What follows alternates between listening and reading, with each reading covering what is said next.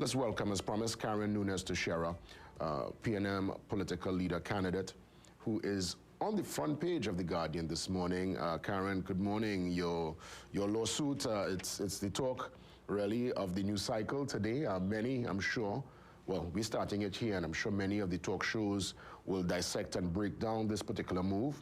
Yourself and your slate that consists of Dr. Ken Butcher and Bishop Victor Phillip are putting forward this lawsuit based on, as far as you're concerned, a breach of the internal constitution with this 3-day spread out process for elections, as opposed to in the past there would have been just 1 day, the one man, one vote, 1 day scenario. Ms. Nunez Tesheira, firstly, good morning. And good morning to you too. Good morning. Good morning. Good morning to your viewers. Good morning. And the reasoning, really, if you could just give us a little more detailed breakdown as to your thought process and reasoning for this lawsuit. Yeah, so I just want to correct one thing. That was your headline, and of course you always have to have a headline, and you can't put everything on it. But that's just only one aspect of our application to the court for certain declaratory orders, because if I would just itemize the, first of all, the basis is that it's an unincorporated body, as most clubs are. So the purpose or the basis upon which the matter is being brought is on a breach of contract, because certainly you apply for membership, you pay the membership fee, and so the basic concept of contract law would have been met. But when we look at the articles and the terms that apply to members, and in particular in terms of internal elections, then the concern arises. So one of them was and is, I think it's Article 18, but just let me just say, I'm not the lawyer in this matter. I am the candidate. So the legalistic, even though I am a lawyer, I am not the one who did the filing, nor did the preparation of the documents. I'm very pleased with the team that did it on behalf of the team. Egon Emberak and Peter Taylor. So let me put that out there. So I don't want people think my responses will be as a candidate. So number one of the things the Article 18 speaks about, an election day. Now, if it says an election day, I think that's fairly interpretation law and act and all of that. That's fairly straightforward. The golden rule of interpretation, yes, I'm bringing in my legal learning there. And if you wish to go away from that, then certainly you have to do better than to say, well, we made that decision. You just can't just make that decision, because first of all, I think you would need to get the consensus from, but you would not the General Council at a convention where they would then approve a change in the Constitution, because at very least it leaves open ambiguity. By way of contrast, just on that point, we just had a midterm elections in the United States. We have national elections every 5 years or so, and the EBC is in charge of that process. And to my knowledge, certainly more than a few thousand people vote. Yeah, they're able to conduct it in 1 day. And their reason is not just wanting to do it because it's efficient.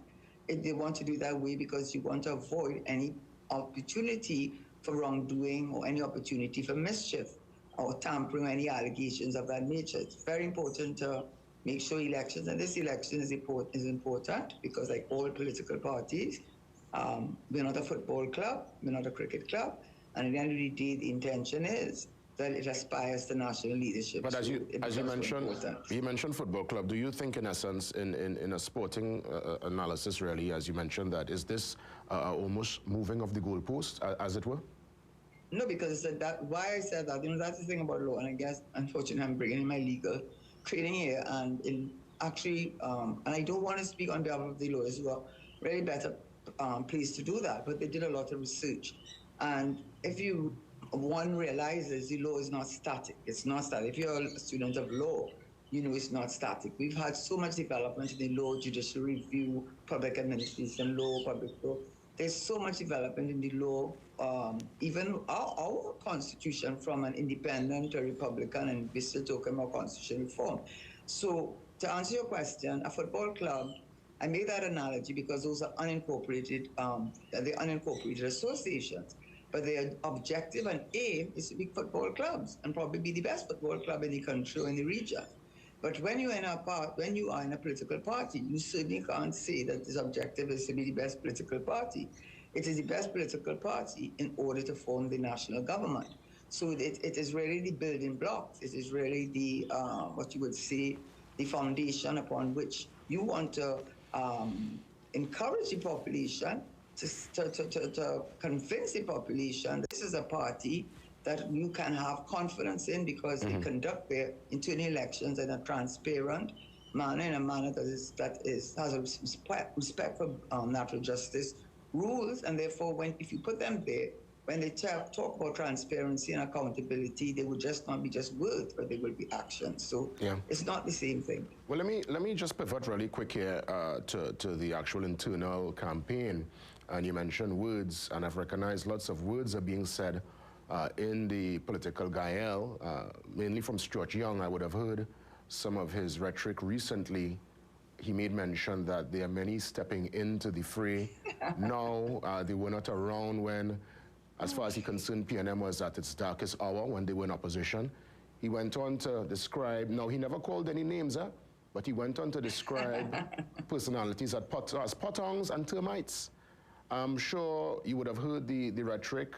What is your reaction to such political I'm sorry to disappoint him. I'm sorry to disappoint him. If the intention was that I would respond to that, I will respond to that. It's not with my responding. I've gone through much more than that. And yeah, I just don't even want to talk about it. I let the public deal with it, and I think they have dealt with it. But I mean, in terms of the actual tone and tenor of the campaign, I mean, what's been your take? Well, not on our part. Not on our part. I won't be part of that. That's not who I see myself as, nor do I see any of my slates as, but that's not the choice that I can put on anybody else.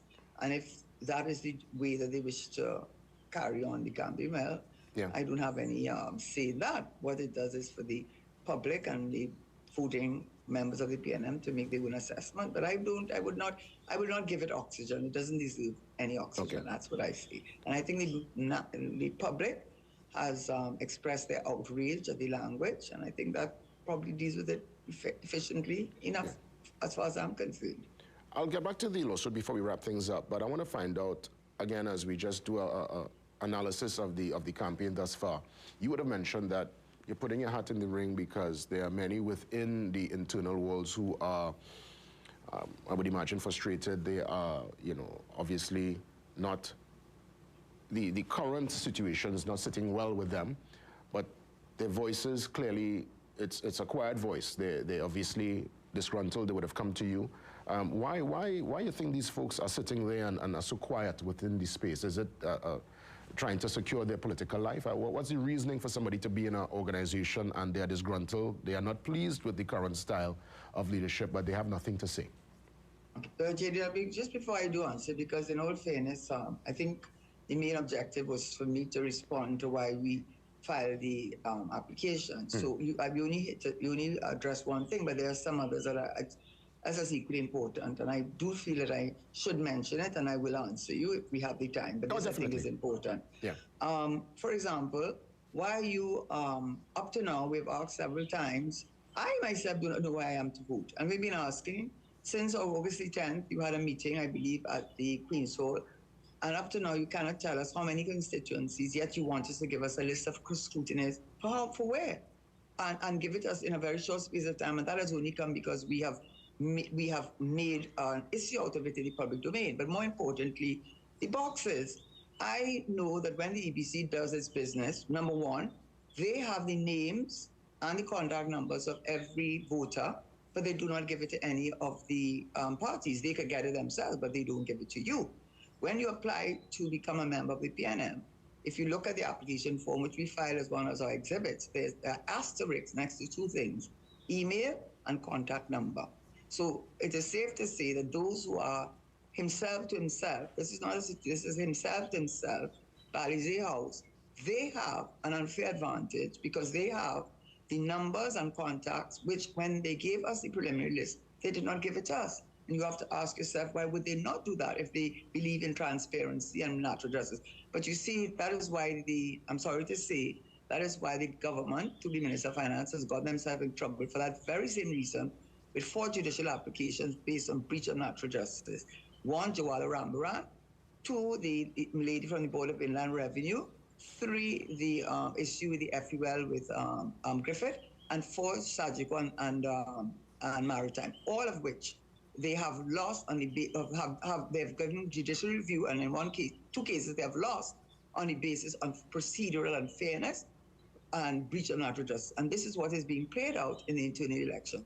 So why would you not give me that information? Number 3, which is just as important, when the EBC does its business, it has a police escort, but then wherever the delegated places, the ballots, and in America, everywhere I know, they open up the boxes and they count the votes. Why are you not counting the votes in the presence of the person or his or her representative for the office, tally the votes, give them a receipt of what the count is, have a main form, which they all sign, so that when you put it in your secret place and tie it up with a box, which I don't understand why you alone must have it, we all know what the results were. Why are you not doing that? Because what you're doing is you're leaving room for mischief, for boxes to get lighter or heavier, and you cannot, EBC, why are you doing that? That is the question that you cannot answer. And the only thing we could come to is because it allows you to have a level of control over the process that is not transparent, that is not accountable, and is not fair. Mm-hmm. And for just one last point on that, for those in the PNM who may be angry with what we're doing, I just want to say that I love the PNM as a party, founded by Eric Williams. And as in everything, nothing stays stagnant. We must be prepared to be the best that we can be. And at the end of the day, your children, your grandchildren, even you, might say, see, the PNM, we don't make joke. We don't allow nonsense. And we stand up for the right thing. And we make those who we put there, make sure that they follow the rules of justice and fair play. And that's what it's all about. So that's the answer. To the question that you really asked me, well, you know, even up to yesterday, I won't call names, but certainly people of all walks of life, and you won't believe all the walks of life I'm talking about, at every level. It is fair. People say to me, up till last night, I have to go somewhere. And the person said to me, oh my God, I don't know where this country is going. There's a sense of helplessness, a sense of hopelessness, because they feel there's nowhere to turn. And people will not speak out because, understandably, as I told the person, I said, maybe a few years ago, I might have been taking a more hardline position. But when you see that your job could be at risk, when you see that your chairmanship or your directorship or your contract can be at risk, and that affects your family, that affects your children, that affects your ability to earn an income. They have punished people that way, and they continue to punish people that way. I know that, and there are people we know, one person that everybody calls that name, who is willing to go up, but withdrew because of that very same consideration. We know they do it. I am in the party. I was in the cabinet with many of the current players and some of the newbies who assign to themselves positions and attitudes which are unfortunate. But then perhaps when they get a little older, they'll, you know, and get a little more mature, they will consider, well, maybe I shouldn't behave that way. Maybe it wasn't to my advantage to do that. Yeah. But to answer your question, there's a lot of fair. Yeah. And fair is enough. I mean, you know, it's all very well to tell somebody to go and put themselves forward. But if it going putting themselves forward affects their family and their children and their way of life and their ability to earn an income, it is going to be a factor. If you are a senator, he can move you just with the drop of a hat. That's what the Constitution allows him to do. Totally understand. If you are an MP, he can make you a backbencher and take away your cabinet position. If you are a chairman, he can remove you. Well, and they do that. So that's your answer. Well, let me tell you, I want to thank you for the time this morning and the fact that you were able to really expand on this morning's developing story. Let's see how things pan out, and we wish you the best, and we will touch base soon. Thank you very much for having me. It was a pleasure. You're most welcome. Karen Nunez Tesheira, Trinidad and Tobago, really breaking down and going into more detail the considerations behind the lawsuit. We'll see how things pan out with this very interesting story. We take the break and head across to Egypt with Ryan to give us the latest from COP27. That update is up next.